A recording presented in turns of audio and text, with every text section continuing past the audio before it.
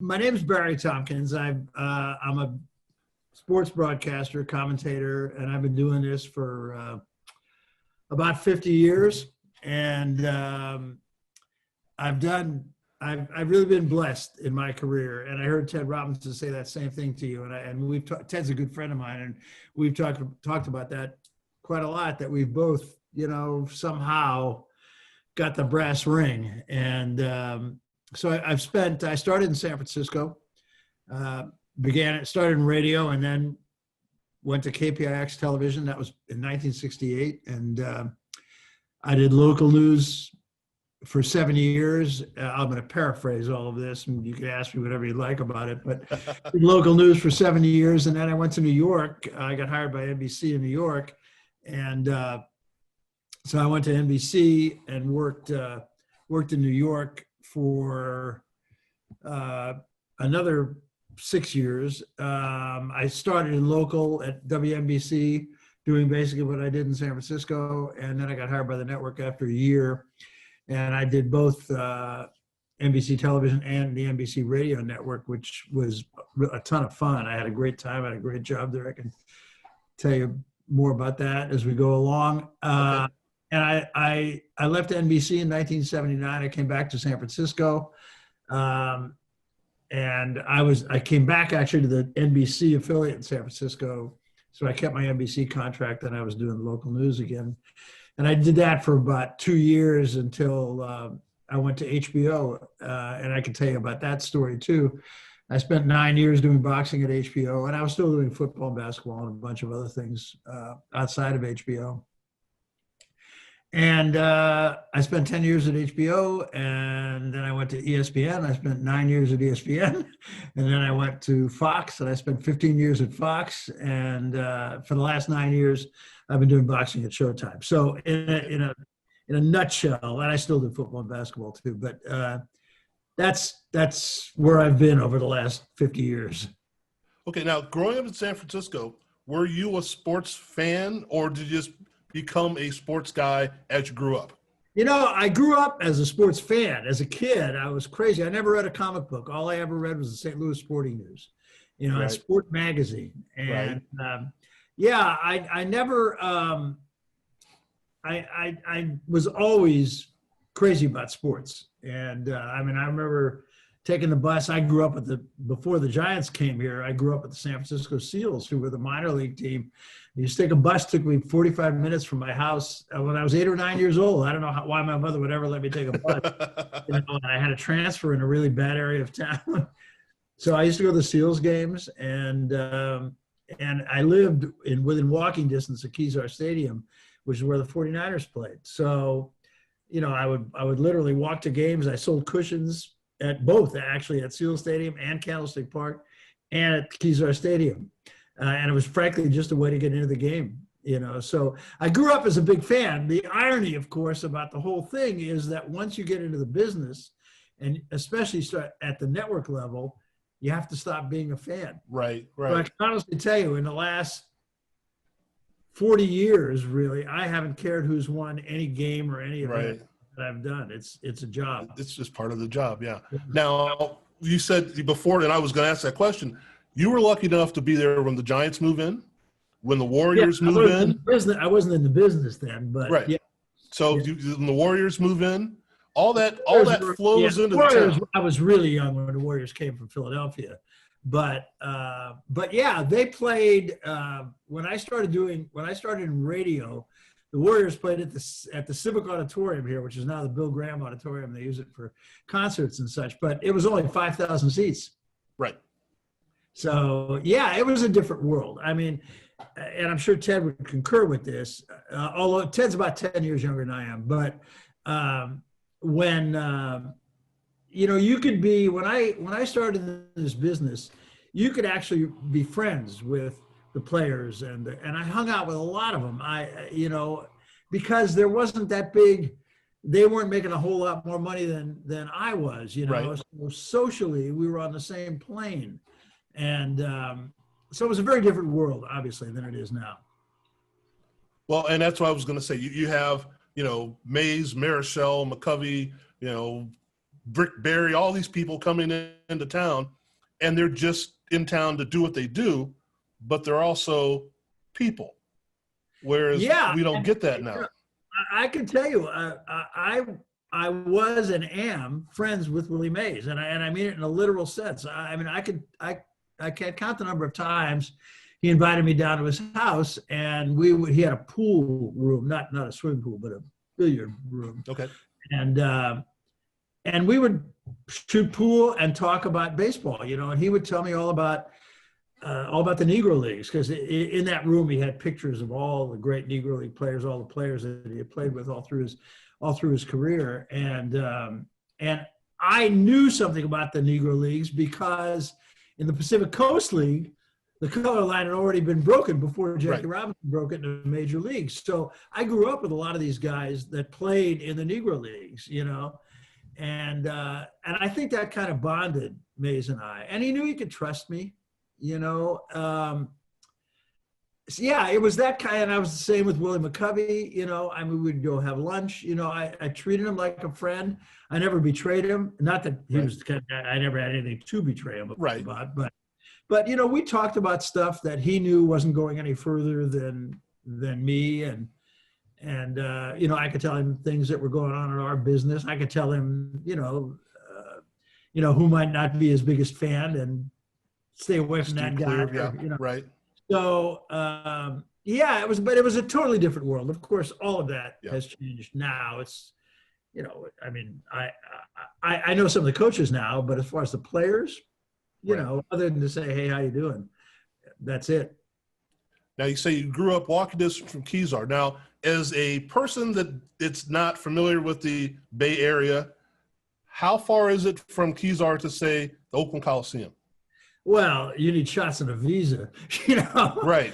See, I mean, it's in terms of time, if you drove it, I would say, depending on traffic, of course, it's probably about close to an hour. Okay. And see, we lump those two cities together, and we don't realize they're not the same. San Franciscans are really chauvinistic. We really are. And I hate to say it, but, Oakland was like over there. Yeah. Over there. And even to this day, and it's really kind of sad, but the newspapers are in town here. Now, there is no more Oakland Tribune. So the newspapers, it's all about the Giants, and it's all about the 49ers. And the Raiders and the Sharks, and when the Raiders were here, and the A's really get short shrift, as good as the Oakland A's are and have been. Right. They're page 2, and it's all about the Giants and the 49ers. So it's a very chauvinistic community. Well, we can get into that later. I may have a fix for that, but that's another story for another time. So now, as we're moving along, and you said we're going from here, we're going from there, we're making the journey here and there. What jumps in your mind is like, I'm doing this. I mean, this is really real. And at what point do you go, I'm talking about sports, and they're paying me for this? Well, it was the first night. Very first night I was on the air, and I should tell you, and I won't bore you with the whole story, but my first night on the air at KPIX was 1968. That was the first time I'd ever been inside a television studio, let alone on camera. Right. I'd never, in my getting hired, I never went into the studio.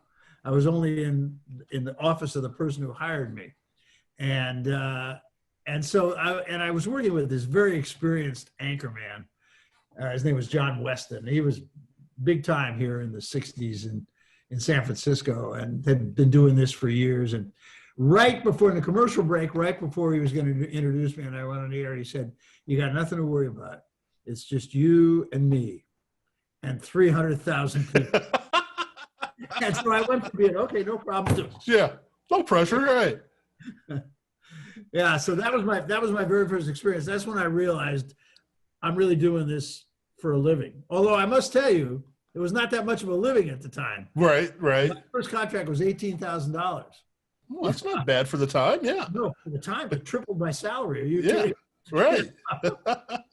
Now, you mentioned 300,000 people. Does that get in your head? Say you're doing a fight on HBO and you go, this is all over the world, or is it just, I'm going to describe what I see in front of me and that's all I can do? No, it never enters my mind how many people are watching it. And I can tell you, I would prepare exactly the same way for a, San Jose State, Utah State football game as I would for the Leonard Hagler fight. I mean, my whole business, and anyone who has any chops in this business will tell you, all the work is done before you walk into the booth to do Right. the game or the event, whatever it happens to be. If you're not prepared by the time you walk in the door, that's the fun part, going on the air Right. and doing the game. And you just hope that, you say the right things at the right time, that you capture the big moment, and that's your hope once you walk into the booth. But all the work comes prior to the time you walk into the booth. It's because Ted said almost the exact same wording. It was yeah. Ted's a pro. Yeah. And I think anybody, and that's the highest compliment I could give somebody who does what I do or what Ted does. He's a pro, and he's going to get you through broadcast no matter what, and I'm sure like me, he's seen everything but the walls come down, and so you're not going to be surprised, and, you're going to get from point A to point B. Now, some of them you're going to walk out of the booth and say, that was really good. And other times you're going to walk out of there saying, I wish I could have that one line back. Right. That's the business. Now you said you don't get surprised. Have you ever really had something happen that was so out of the blue you went, wait, what? Like the fan man thing during the Bo Holyfield fight. Right. That was Jim Lampley did that fight. That was after I left HBO. Yeah, I mean, we've had there was one time, I can tell you a couple of HBO stories that happened to HBO. There was one fight where we lost the audio. Oh, I beg your pardon. We lost the video. So all we had was audio, but they wouldn't start the fights until they had video. So, and I was working with a guy I'd never worked with before. Usually we had the same people all the time, but this was a former fighter, Jose Torres, who had never done this before. And we had to do 45 minutes of radio, basically, with nothing going on in front of us. So, that was that's where you're thinking to yourself, what the hell am I going to ask this guy next? Because he wasn't very comfortable, and I had to kind of carry him anyway. And the other time was we were doing a fight at Madison Square Garden. I tell the story all the time, but it was a Jerry Cooney, Ken Norton fight. At Madison Square Garden. And at that time, HBO had to fill a 2-hour hole. Now, and the same with us at Showtime, when the fights are over, we basically put a tag on it and say goodnight, Right. But at that time, you had to fill 2 hours. So in those kinds of shows, they never wanted to start the main event until at the earliest, the top of the hour, or they could start the ring walks at the top of the hour, which meant the fight would start at maybe 10 after the hour. And so we usually we like to get a fight on right away just to keep the audience, So you do your open of the show. We come on the air. It's at Madison Square Garden. We do the open of the show, and it's going to be a great fight, and so on and so forth. And let's get started now. And so now we put the first fight in the ring. And that fight lasts about a minute and 15 seconds. So now we do a little tap dancing. Well, still to come, our main event, and so on and so forth. That kind of fill. And now it's like 10 or 15 minutes later, and I should say, usually our crew at HBO when I was there was myself, Larry Merchant, and Sugar Ray Leonard. But Ray wasn't there that night because he was training for a fight. So it was just Larry and I. And so now they put the next fight on, and the next fight goes minute 25. So now we're at about 25 minutes past the hour, and we've got 2 fights are done, and we only have one more preliminary fight to put on the air, And so we talk about the main event, and talk about Cooney, and we talk about Norton, and we fill as much as we can. And now it's about a quarter to the hour. And so we put the third preliminary fight on the air, which is our last fight. That goes about 2 minutes and 15 seconds. So we haven't heard the bell yet, you know. Anyway, so now we're back in a position of having to tap dance and fill until at the very least the top of the hour. So Right. now top of the hour comes, we bring the fighters into the ring, we give them a long ring walk. So Larry and I basically use up every bit of information that you have just in the ring walks, you know, because we're trying to fill time because we don't want the opening bell to go before, ideally at 15 past the hour, you know. Right. So, so we do as much as we can. We get them in the ring. Finally, first bell is at about 10 after. Fight goes 1 minute and 20 seconds. and to make it worse, Kenny Norton got hurt in that fight, and it was not a laughing matter at all. The referee didn't stop the fight long enough. I don't know how much. I remember, yeah. Fight at all, but he was slumped in a corner, and so they took him away in an ambulance. And my producer said to Larry, "Go with the ambulance." Wow. So Larry leaves. So now it's just me, and you know, that was the last fight of the night because they used up all the preliminary fights prior. People are leaving the garden. We run the whole fight as many times as we can, which was only 1 minute and change. Right. You know, we had it from every angle. We interview the referee. You know, he's nice enough to come down and talk about why he stopped it, when he stopped it, and all that kind of stuff. So now we've shown every replay. We've talked to the referee. The garden is basically empty because everybody's gone. All the writers who were ringside are on deadline, so they're back in the press room trying to do a story and get it in the paper for the next day. And my producer says in my ear, 42 minutes to off. So that night, what I tell everybody is I remember one time looking down like at the tops of my hands, and my tops of my hands were sweating. And I came to find out afterward, you don't have any sweat glands on the tops of your And I did everything. I told the same story 15 times in 15 different ways and talked about what's next for these guys 12 times in 12 different ways. And I finally was just about down to reading my driver's license, you know, 150 pounds.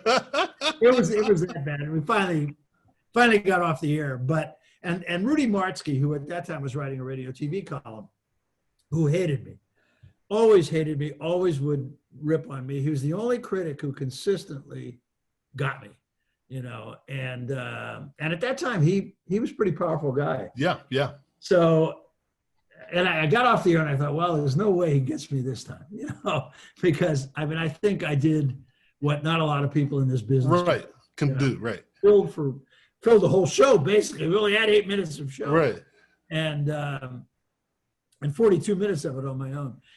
And the next day in the paper, Rudy Martzke ripped me for using a cliche. You know. Wow.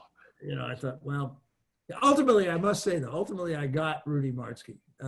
And my end result with Rudy Martzke was he ripped me one time for a fight, and I didn't do the fight. You know? Oh, okay. Yeah. It was a Showtime fight, and I was still working at HBO, and it was Steve Albert. And he ripped me for it. And so it gave me an opportunity. I never responded to him. I never called him. I just kind of let everything go.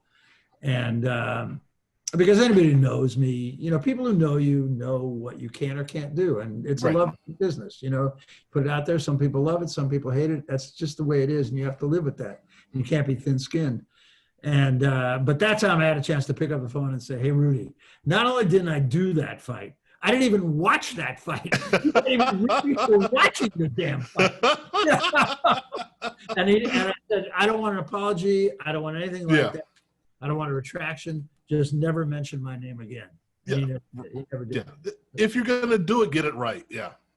Yeah. Well, it is a subjective business, you know, but what I object to with people like him, and there are some very good critics who understand the medium, you know, Rudy Martzke's qualification for being a television critic was he owned a television. Right. He knew nothing about production, how it worked, and how things break down, and what happens when they do break down. And I'm sure Ted would tell you the same story. It's it's pretty shameful that he had as much clout as he did for a time. He also had his demise. So Right. Oh yeah. Oh yeah. But that kind of leads us to where we're at now, and people like myself, and I hope I'm doing a good job. But there are a lot of people like myself. They're like, hey, I've got a camera and I've got a microphone and I've got Twitter, and I'll just rip people to shreds. that's right. Or I think I know what they should be doing without having actually done it before. Yeah, and I think the bottom line to that, you're right. Anybody who's got a phone is a reporter, you Right. know. But the bottom line for me, if you're going to really take a shot at somebody, if you're really going to rip on somebody, you got to show up the next day. Right. You got to be there, and face the person. If you're really going to be on them, you better be thick-skinned enough to show up the next day. And there are plenty of legitimate reporters who do that. Now you got guys like Stephen A. Smith, although Stephen A. Smith has very good relationship with a lot of athletes. Stephen A. Smith and I'm spacing out his name at Fox, former writer, newspaper columnist. And you could tell either of those guys. Now, Stephen A. Smith is a pretty bright guy, actually, and I know him, and he's a blowhard, but I kind of like him, But there are a lot of them, who you as a producer, you could say, all right, you're taking this stance, or you're taking this stance. Right. I'll do it. I have no conviction whatsoever, but it gets ratings, it gets numbers. And I hate the fact that that's kind of what this business has become, but it evolves, and that wasn't the way I learned. And I'm not trying to say, boy, when I was flying high, those were the good old days, because they weren't. These are the good old days. And things change and things evolve. And right now it's a confrontational business, and you got to make noise, and you got to do, hey, look at me, hey, look at me, hey, Right. look at me. Right. And I don't like it, but that's the nature of the beast. Part of what it is. Right. I grew up learning, the way I was taught was, my job is almost like the referee or the umpire or anybody else. If you do it right, nobody notices. Right. I've never been one to promote myself or to politic, and again, I think I echo Ted here, because I think Definitely. his philosophy is pretty much the same. Be a little bit smarter than the smartest guy watching you, and rely, and I heard Ted say this on your show, rely on your color analyst, because people always used to ask me, how could you do so many different sports? And like Ted, I've done, there was a time when Sports Illustrated did a calendar for the year, and for every month they had a different sport, and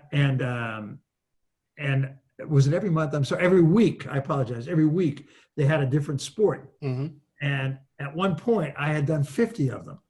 Wow. So, but you never try to be smarter than your audience in a case where you're dealing with a niche sport. And all you want to know is the rules and speak the language of the sport and pronounce the player's names right. Right. But you've always got somebody sitting next to you who played the sport and understood the sport and can explain it. So all I have to say is, oh, goal, and he can say, yeah, what happened there was this guy did this and that person did that. And, and that's how you get by in doing events that you are not familiar with. Well, as you said, you're prepared for what you can be prepared for, and then you rely on the person that's next to you and understanding you are not the story. Right. And I don't think that right now we have that mentality. When I piece a story together, I'm in the small screen, and the person I'm talking to is the big screen, because I want to talk to them. I can talk to myself whenever I want to. Yeah. No, that's exactly right. But yes, it is that way now. I think it goes back really to Howard Cosell. If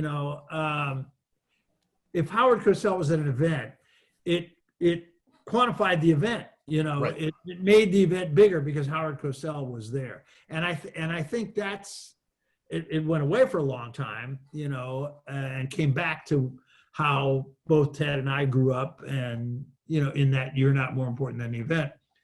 But now it's coming back to, if Jim Nantz and Tony Romo are doing a football game, it's a big game. If Joe Buck and Troy Aikman are doing a game, it's a big game. I don't think Monday Night Football has that cachet that it once had. And I think ESPN, I think they're particularly guilty about it now, especially. And I should say this prior. What I was going to say is they tell their talent, you got to sell this. I've seen it with Steve Levy, who's doing Monday Night Football now, and last year, Joe Tessitore also last year. They do a different game on Monday Night Football than they ever did in any other. Right. If they were doing a MAC game, right. Yeah. I know it's not on them. ESPN is on, you got to get excited. You got to really pump it. You got to sell it. You got to sell it, And as a result, it takes them out of themselves. And it does. I don't think it works, but it makes them more important than the game.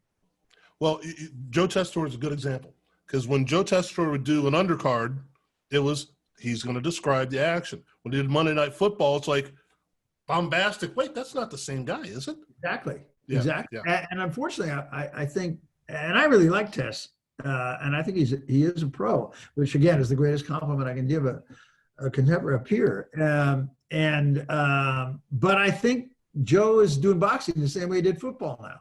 I watched the ESPN fight, the Lomachenko fight, and quite frankly, I did not think it was a good broadcast. I'm not going to go in. I agree. Yeah, but I understand what you mean. Yeah. Well, in this, okay, now you brought up about 17 different questions. I told you that would happen. But the first one is going to be, when we review a fight, we did the Arguello Aaron Pryor fight. Right. Both of them, actually. We went back to the film and did it. And what I suggest people do, just because it's a different way of looking at it, sometimes watch it 2 times. Watch it when you or Lampley or whomever is doing the fight, and then watch it with the sound off. Because there's 2 ways of looking at things. And it's not, we get to look at it now the way you look at it as you're watching it, but not necessarily what the comment is. Right. And I think that's an important thing to say. Now, I'm going to think along with Barry or with Jim or whomever and see if I'm seeing the same thing, as opposed to them telling you. And that fight in particular, Arguello Pryor, I did do that fight, and that was a whole different story. That fight was much more than a fight, right? And I think as a result, the broadcast was a very different broadcast than most of them too. In fact, there's an interesting thing in boxing, and it almost falls into the category that I would put tennis in. Tennis is a really difficult sport to do do well.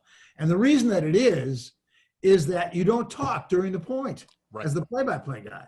So basically your role is, just out. And now your color commentator comes in and explains exactly what happened. It's a difficult sport for a play-by-play guy because there's a natural, you want to say, he's coming to the net, or make some editorial comment that you would in almost any other sport. But tennis, you don't talk. So it puts the onus on your color commentator because you're not doing the action, you're doing the reaction, and the color commentator is doing reaction to reaction. So he's got to add something to what you say, which is something like, just out. Well, now I've done tennis on radio. That's fun. Yeah, I know that too. Bob Mansbach, who actually used to work for me, is one of my producers now at CBS, has been forever. In fact, he just left CBS. But he used to do tennis blow by blow, tennis play-by-play.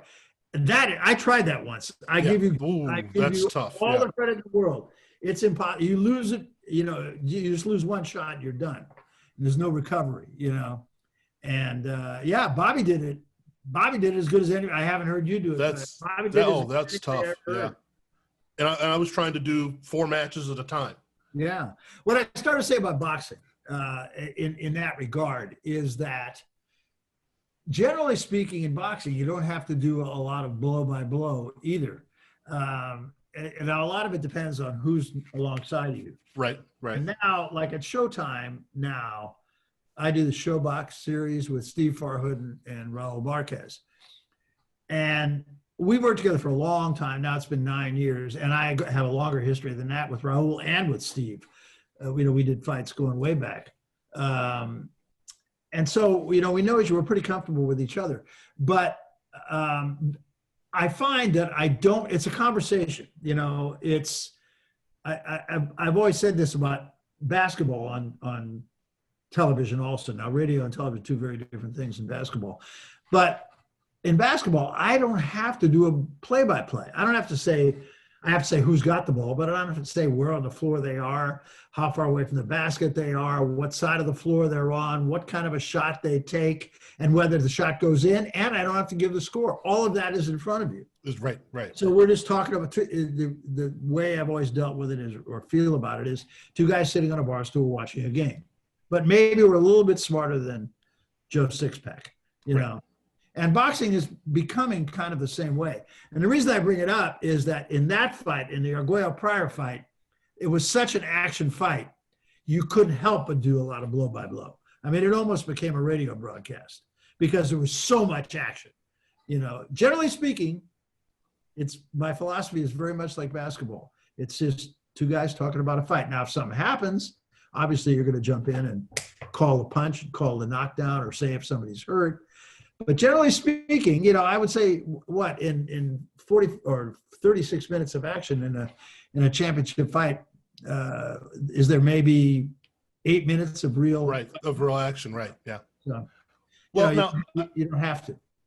Now, there's a question with that fight, but just in general, because when we were looking at that fight and we discovered something about ourselves, which was a revelation, which I didn't really like. When you decided in your head somewhere that either the general public or you are thinking, I'm on the Pryor side or I'm on the Arguello side. And I know you're not trying to do that. I realized when I review what we did, we're assigning the pronoun he to one person. Yeah, you try not to do that. I mean, yeah. I can't tell you I've never been guilty of it. I'm sure at some point I have. I haven't found it to be true in boxing very much at all. I think we stay with names, but or you use the pronoun for both guys. Right. But I have had it happen in team sports where I really don't care who wins a game, but there are times that, like I like the coach, or I like the quarterback or the point guard, or just the kid that I really like. And I have at least caught myself thinking, am I leaning too much this way? Right. And if that has happened. But the truth of the matter is, truly, I don't care. As a matter of fact, generally speaking, you could ask me who won the game an hour after the game's over, and I probably couldn't. You don't know, right? Yeah. Well, but now you're looking at something, and you've done your research, and again, we'll use that example, but it goes to anything. When you're looking at it, so I've done my research, and these are two completely different teams or two completely different fighters or whatever. And as we say in boxing, styles make fights. Right. When they're fighting the way they're supposed to or playing the way they're supposed to or whatever, it's, a Pac-10 game, and it's Oregon is supposed to be moving the ball up and down the field and all that. And then they decide to be run-oriented and 3 yards in a cloud of dust. Right. Do you just go, what just happened here? Yeah, no, you just say it just like you just did. You just say that's not at all what we expected. We talked to the coaches on Friday, and they, and the coaches, especially, I was around the Pac-10 and Pac-12 for 30 years, so I, where all the bones are buried, and the coaches pretty well. And most of them, there are exceptions, most of them are pretty honest with you, in your meetings. That's where I found, other than the nuts and bolts, putting boards together and stats, and, he's got a brother who plays for the Green Bay Packers, kind of thing. Right. I get a lot out of talking to the coaches. I would say probably 30 to 35% of my preparation going into the booth comes out of the coaches' meetings, and we do talk about trends in every sport, talk about how they're going to play this, how would you defend this, what are your personnel packages, that kind of thing. And if during the game you don't see it, you would say, well, that's not at all what we expected. We talked to Coach so-and-so yesterday, and, he kind of thought that these guys might give him this, and they're not giving him this, so he's adjusted to this, and that kind of thing. But yes, if it doesn't go the way you expect it might. And we talk about it amongst ourselves too, if it's a crew that's worked together. Right. Nowadays, like last basketball season, I probably had 8 different color commentators, and that's a little harder. If you work with just 2 or 3, it makes it a lot easier, and you have a rhythm and you can talk about things like, how do you see this going, Right. And so you just try to be as honest as you can, if it's something you didn't expect, I didn't expect that, Now, and as you're looking at that, as you're talking about that production crew and all that, are there more people involved now? Because as the production gets larger and larger, and I was thinking more of the coaching staffs as well, but you've got to talk to the head coach, you've got to talk to OC, the DC, all these people. There's more time spent with that, but also I'm going to assume your production staffs have gotten larger and larger and larger as well. Yeah, now I have to say this. I haven't been in the pack. I have for basketball, but not for football in the last 9 years. So, and yes, it has gotten bigger, and you've got everybody, and everybody wants to be in that room. And quite frankly, I never agreed with that, because I think people have a tendency to clam up if you kind of outnumber them, And so my experience is, it's you, your color commentator,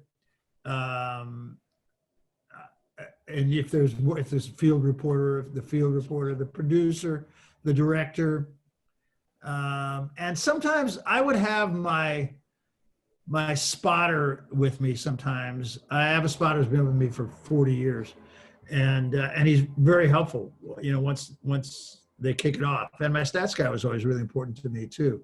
Now that's a lot more of that is computerized, but those guys are really important to me, because a coach may say something that, they're going to run this kind of sequence or whatever. And so now my spotter knows I'm going to look for that guard to pull and kick out that cornerback, So I would have him in there with me. That was about it, But again, and times have changed, and now most coaches don't even want to meet with you face to face. You got to do it on the phone. They've gotten, and to me, that's a waste of time. I want to look into your eyes. I want to know if you're telling me the truth. Right. And you get a pretty good idea who's bullshitting you and who's not when you're sitting across the table, and so meetings are far more important to me. I kind of, even on the phone, I'll do them, but I don't get nearly as much out of them. Right. And there's only so much you can do. It's a sign of the times. It's a sign of the times. Football coaches now, they're the highest paid guys in the university. So they don't have time. Sometimes in the entire state, right? Yeah, exactly.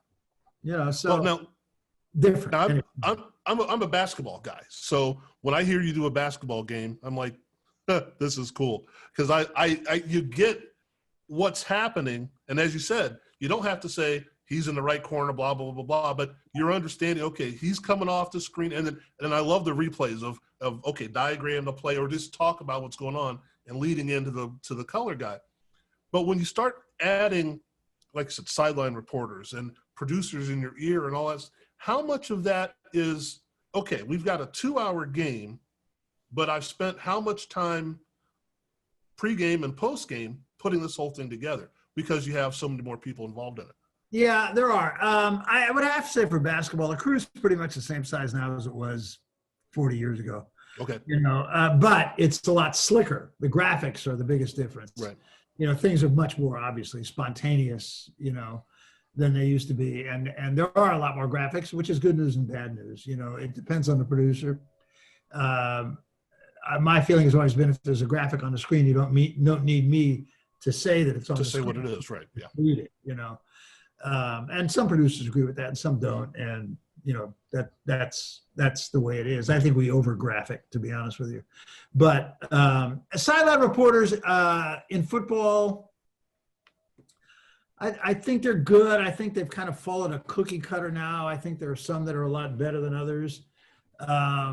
In basketball, I kind of like going off the court at halftime and coming back on at the start of the second half. And, being behind the bench, there are some really good basketball sideline people too, who will kind of listen in on the huddle, and you can get them on for 30 seconds coming out of the huddle and say, well, what do you say? What he said there to his players, or describe how his mood was, and that kind of thing. They're useful, but again, I think it's become a lot cookie cutter, and I think a lot of times, unfortunately, what happens is they just throw somebody into the mix, because they have a good resume, they look good, they have star power, they have a lot of clicks, which is a big reason they get hired. Right. And they're not prepared. They're not prepared to do it. It's not their fault. They're just being kind of thrown into the fire. Some survive and some don't. I'd like to see them be pre-produced a little bit better, than a lot of them are. And I'm not casting that net over every sideline reporter, because there's some really, really good ones, But I don't mind them. I like including them in the broadcast, especially with the 2-man booth. What I don't like is a 3-man booth, especially in basketball. There's really no time, and even in football for that matter. You hear, and everybody now has a 3-man booth, and basically I grew up with, my job as the play-by-play guy is to describe the action. So my job is to say what happened. My color analyst job is to say why or how it happened. Just that simple. What, why. And now it's still the play-by-play guy's job to say what, but now immediately the first color analyst is there saying, well, what happened on the offensive end is this guy did this, and then the other guy's there saying, well, defensively he didn't do this, he didn't do that, and they bicker with each other. Right. And now, which is exactly what I know this for a fact, that's what ESPN wants from its 2 color commentators. Right. They want one to take one stance and the other to take the other stance. And so the problem is, you get it back as the play-by-play guy, either right as the ball snapped or shortly after the ball snapped. Right. And again, I want to be able to say what the formation is. It's trips left formation, because that kind of gives you a clue as to what might be coming, full house backfield, somebody's in motion, so I want to have it back at least 2 or 3 seconds before the ball snapped, and with one color commentator, that's very easy to do. With 2, it's almost impossible. Everyone's fighting for their own screen time. Yeah. And basketball is even worse. Right. Oh, yeah. So. And you've got producers in everybody's ear telling everybody different stuff and all that stuff. Yeah. Yeah. Although, I have to say, I've really been blessed with I've had very few producers who I can honestly say, I don't want to work with that person, or I've gotten a talk back saying, get out of my ear. I think I've really been lucky, and I can say the same thing about color commentators. In every sport, all the sports I've ever done, I can honestly tell you, I've never had but 1 or 2 who I would say, don't ever put me with that person again. Most of them have been, to varying degrees, very good, or at least they're trying to be good. Okay, now I'm going to take this a little weird now. So you got more, or who do you get more notes from? From the producers in some of the games, or from Sylvester Stallone? He didn't give me any notes, In fact, he didn't even know I exist anymore. No, producers actually are pretty good. Again, I think I've been blessed with some really, really good producers and directors, for that matter. To this day, I'm not doing the caliber. I'm doing high caliber fights, but the football and basketball that I'm doing is not high caliber stuff anymore. It's pretty regional. But even today, I produce, my producers and directors, they're all really solid, and. We do have a little meeting before the game, or maybe at the shoot around the day of the game in basketball, or the day before the game in football, to talk about how we're going to take this broadcast, but I don't remember very many times a producer telling me, say this, do this, I think it happens more now, but I've always thought of it as a collective effort, and like the Showbox series that I do for Showtime. That is the best. That's by far the best crew I have ever worked with, top to bottom, and it starts with the executive producer, and Gordon Hall is he's the executive producer, and he makes the fights, he brings the crew in, and the crew comes from all over the country, and the show's been on the air for 19 years. I'm the kid, I've been there 9, and everybody gets along, everybody knows everybody.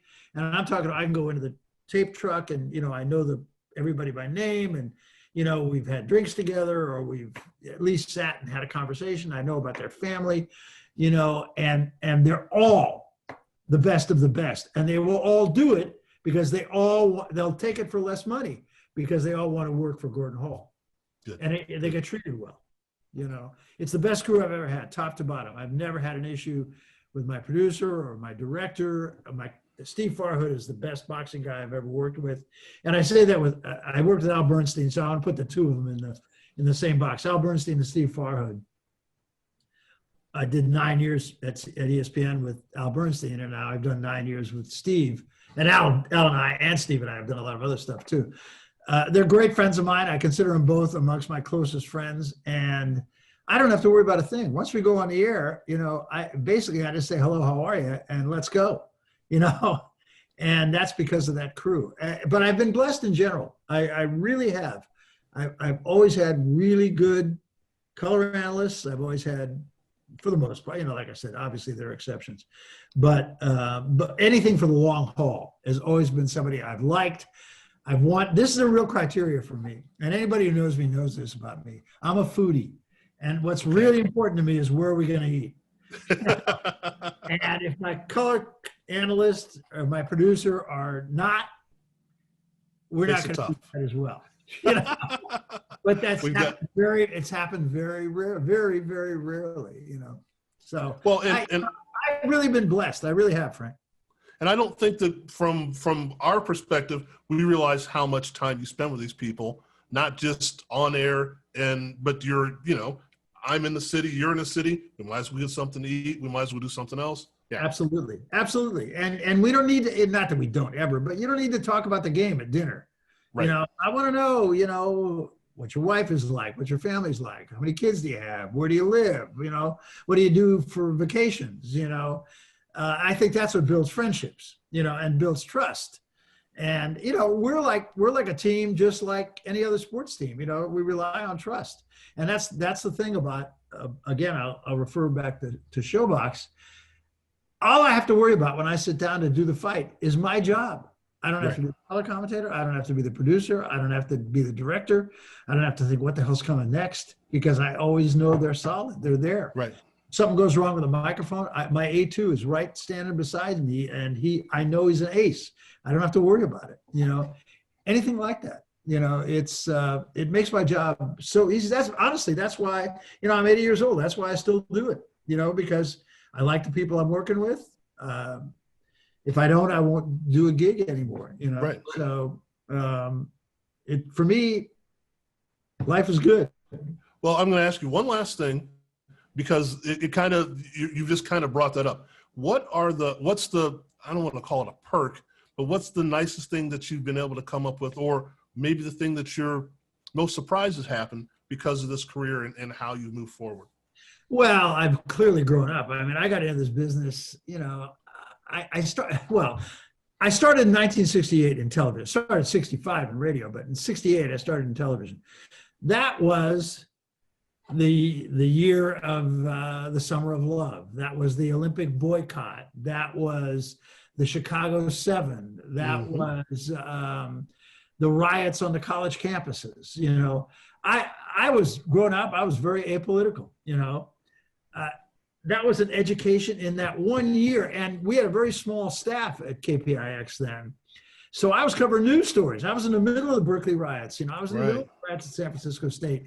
I did a commentary in the air supporting Harry Edwards in the Olympic boycott. And I got threats on my life and on my house and my family.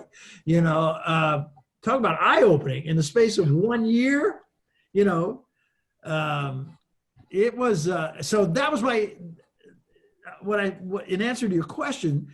I grew up in television. It made me a grown up. It made me an adult. It allowed me to travel. I've traveled. I can't even tell you how much. I've done shows in all 50 states. And I've probably done shows I haven't really counted them up, but I bet 35 or 40 countries. And so I've traveled all over the world.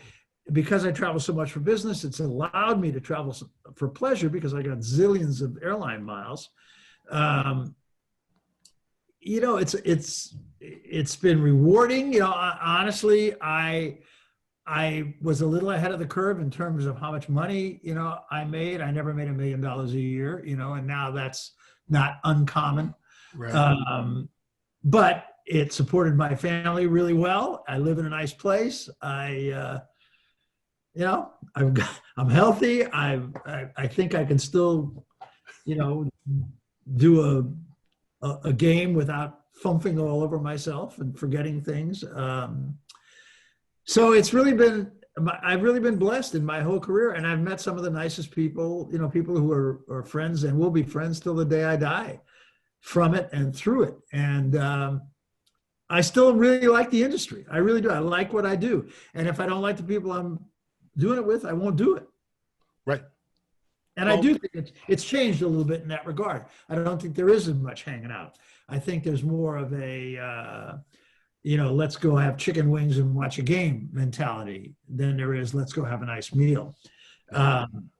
But again, it's a sign of the times, and I'm not right in what I say, because that's what's happening now. And that's the way it should be.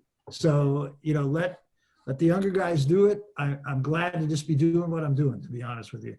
And I'll do it as long as I can until somebody says, you're senile now, you have to go to the Hebrew nursing home. So that's my life. Well, Barry, it's been a pleasure. I really appreciate you taking the time. And like I said, when I contacted you before, it's like when I hear a boxing match going on, it's Cosell, you, and Lampley. I mean, those are the three voices that go, this is a boxing match. And it's something you mentioned with Howard Cosell. It became an event because he was there, but it raised the profile for all of us. And I think you've done that as well, not just for boxing, but for things in general. Because I appreciate it a lot, Frank. Thank you very much. It's really nice. Thank you. I really appreciate you taking the time. Pleasure.